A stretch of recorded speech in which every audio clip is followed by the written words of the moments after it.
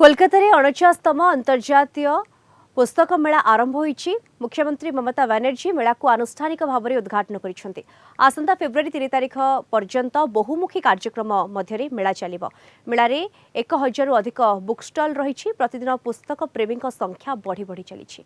एथिपई मेलारे विभिन्न भाषार बही उपलब्ध रहिछि। एथिसहित ए मेला को विश्वर श्रेष्ठ बही मेला बोली दाबी करुछंती राज्यवासी। बही मेला केवल पूर्व भारत वर्ष नुहे भारत नुहे सारा विश्व में तार प्राधान्य विस्तार करिछि।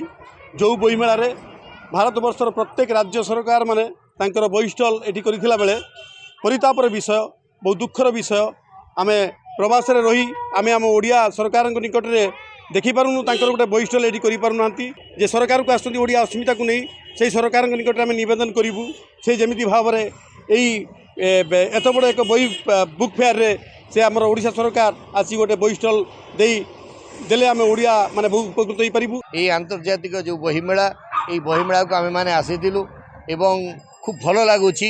ये मेलाटी आमे जे दर्शन कलु एवं एटा प्रति वर्ष आमे माने आसु एवं आमर सहित मध्य आमर पिला माने आसंती एवं आम संगरे बंधु बांधव आसंती एवं दर्शन करिया पाई एवं एई भली मेला प्रतिथर हेबु एवं आम मानक एई भली सुजोग दिया जाऊ सेति पाई आमे यही आंतर्जातिक बही मेला जो माने आज उपस्थापन कर धन्यवाद जनाऊ। बही मेलार आम घूरिलु बही विश्वर विभिन्न भाषार बही स्टल मान सब लगी किंतु अफसोस या जे आमे ओडिशार कि ओडिया भाषार कौन स्टल देखा पाइलु नहीं।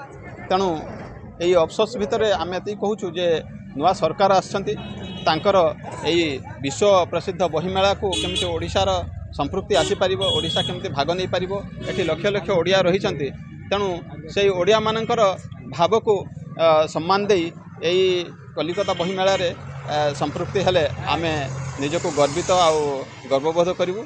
ओडिया बहीर उपलब्ध नहीं कि आम विभिन्न बार कही आसीचु किंतु सेमिति किसी सुफल मिलनी से प्रति क्या ध्यान विशेषकर देखिए ये बही बड़ बड़ पब्लिशर आगे बही किणापी जमी धाड़ी पड़े सेगुड़ा देखिले बहुत खुशी लगे।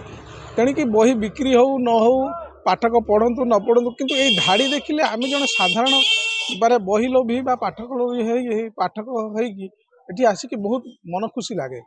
सतरे एमती जदि परिवेश आम ओडिशा रे होई पारंता आमे खुशी हंतु। बहुचर्चित आंतर्जातिक कोलकाता पुस्तक मेला आनुष्ठानिक भाव उद्घाटित होइछि। मुख्यमंत्री ममता बनर्जी यही पुस्तक मेला को उद्घाटन करी कहिथिले जे यही पुस्तक मेला कार्यत एक संस्कृति एवं शिक्षार मेलबंधनर परिधि पलटिछि एवं आसंता वर्ष 50 वर्ष रे पुस्तक मेला पदार्पण करथिबारु एक बही तीर्थ एठारे तैयारी हेबो एवं यही बही तीर्थ पाई से 10 कोटी टंका व्यय मंजूर करिवे बोली कहिसेंती एवं मुख्यमंत्री स्पष्ट वक्तव्य थिला जे प्रति वर्ष नूतन साहित्यिक सृष्टि करने संगे संगे पाठकों को अनुप्रेरणा देवा क्षेत्र में यही बही मेला गुरुत्वपूर्ण भूमिका पालन करिछि एवं प्राय 30 लाख लोक यही पुस्तक मेला जोगदेव बोली गिल्डर संपादक त्रिदीप चट्टोपाध्याय कहते एवं यही बही मेला कार्यत आसंता 7 तारिख दिन